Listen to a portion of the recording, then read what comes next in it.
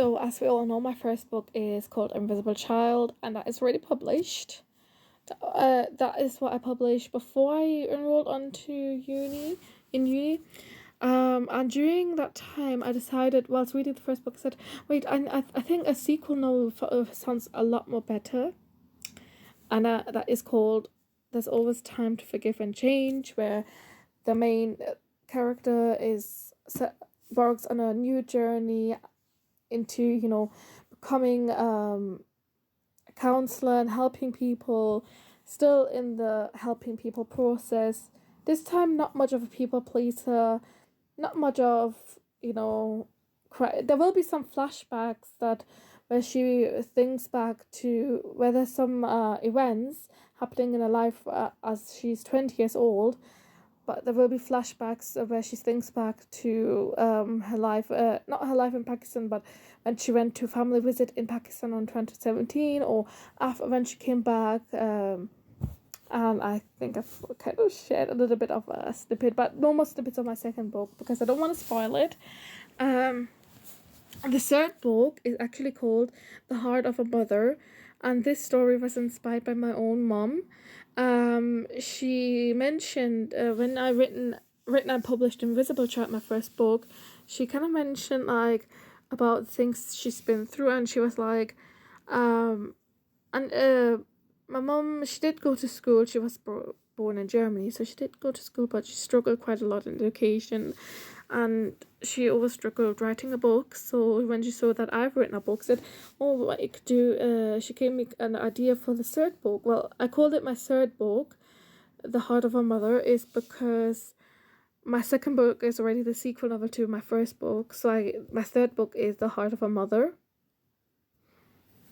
And again, it's a female protagonist.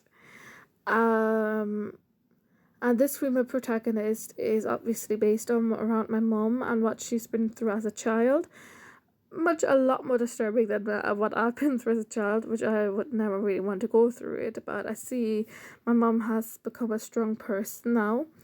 And it kind of really inspired me a lot to write about that. And when I took some notes, it wasn't like a full-on interview with my mom. I just even though it was really hard for me to take notes, but I just still took notes for that third book that I wanted to write for her, and that she convinced me to write for her.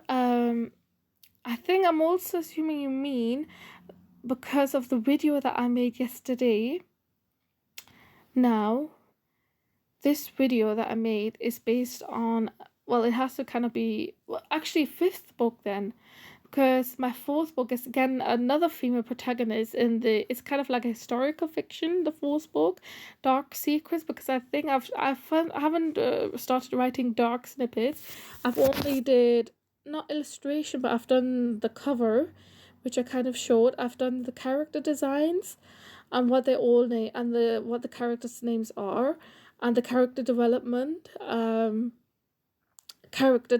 like character facial features and body features, what they like to wear and do.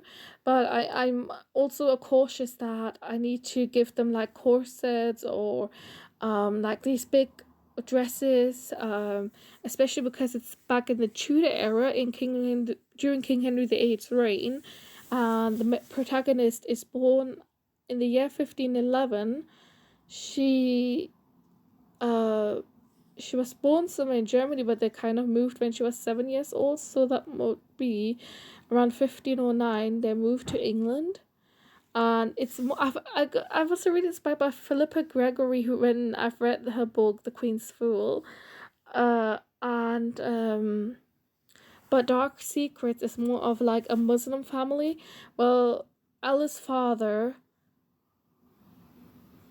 is a Muslim from India. Sorry, I need to be cautious because I'm just aware that Pakistan only was created 14th August 1947. So during the Tudor era, it would have still been known as India or something. Let's call him, Ella's father is Asian Muslim. But her mom is a German Roman Catholic. again, she wasn't treated well by her family. She had a really huge, big family from a noble aristocratic family, but her parents disowned her the most, especially since she fell in love with Alice's father and married him. Now, before they moved to England, the Schneider family, is where they really struggled a lot financially. And then they went over to England, and then that's where Elle's father became a merchant. Now, he became a merchant and a favour to the royal family. Not this royal family, but the Tudor royal family. This is where Henry was still married to Catherine of Aragon.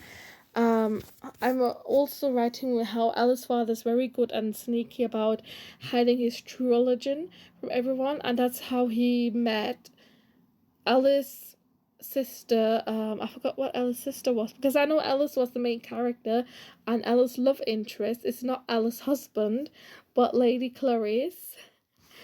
So Alice, that's how he met his first son-in-law for his first daughter, who is an executioner, and he kind of met him throughout there.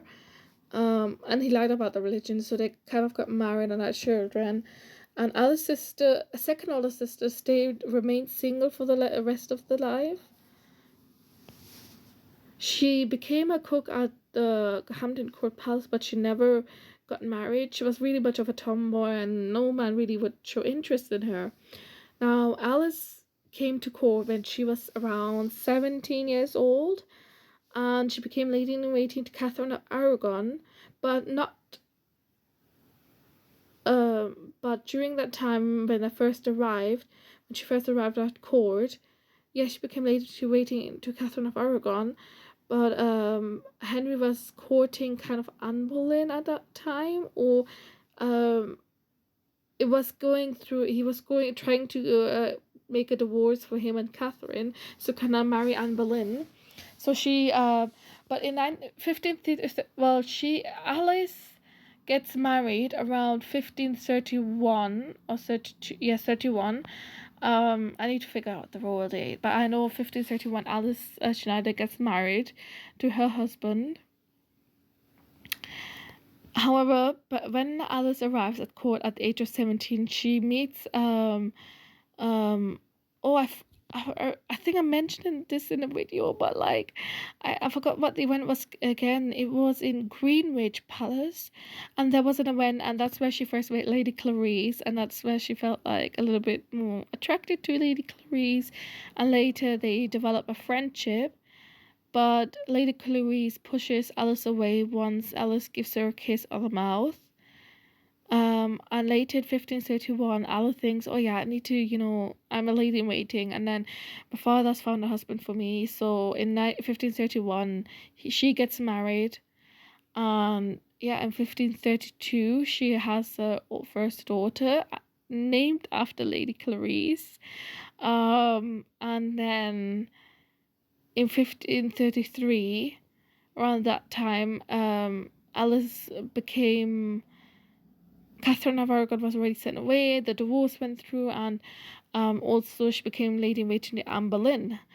Now, Alice didn't want to betray neither her queens, Catherine or Anne, but she has really grown more affectionate of Anne Boleyn because how Anne Boleyn loves poems, and Alice, every free time she has, she would always love to write poems, and she loves to write books. But during her time, Alice struggled a lot in getting her books published. And that's what inspired her most of Anne Boleyn. Like, Anne Boleyn was a feminist. She was, like, really ahead of her time and thought... And she really supported Alice in, what the work she did.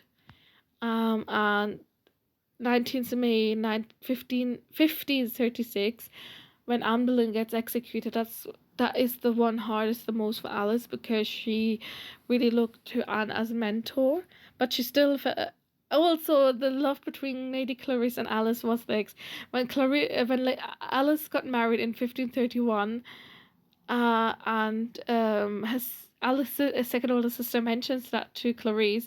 Clarice gets kind of like upset or something, and they talk it out and have like a tiny argument, and then they make up for that. Also, Alice gets raped by King Henry VIII.